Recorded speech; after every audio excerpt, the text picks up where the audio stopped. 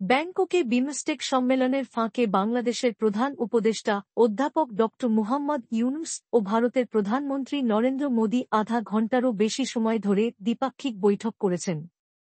বৈঠকে বাংলাদেশের পক্ষ থেকে শেখ হাসিনার প্রত্যর্পণসহ বিভিন্ন স্বার্থসংশ্লিষ্ট বিষয় তুলে ধরা হয়। আজ শুক্রবার প্রধান উপদেষ্টার প্রেস সচিব শফিকুল আলম এ তথ্য জানিয়েছেন। শফিকুল আলম বলেন, বাংলাদেশ ও ভারত দুই দেশের সরকার প্রধানের মধ্যে অনুষ্ঠিত বৈঠকটি অত্যন্ত গঠনমূলক ও ফলপ্রসূ হয়েছে। আমাদের সঙ্গে পারস্পরিক স্বার্থসংশ্লিষ্ট সব ইস্যুতে আলোচনা হয়েছে। প্রেস সচিব বলেন, শেখ হাসিনার প্রত্যর্পণ এবং ভারতে বসে তিনি উস্কানিমূলক বক্তব্য দিচ্ছেন, এসব বিষয় বৈঠকে তুলে ধরা হয়েছে।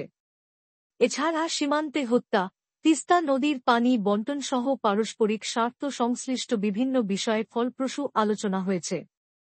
উল্লেখ্য, অন্তর্বর্তীকালীন সরকারের দায়িত্ব গ্রহণের পর এই প্রথমবারের মতো অধ্যাপক ড মুহাম্মদ ইউনূসের সঙ্গে ভারতের প্রধানমন্ত্রীর বৈঠক হল।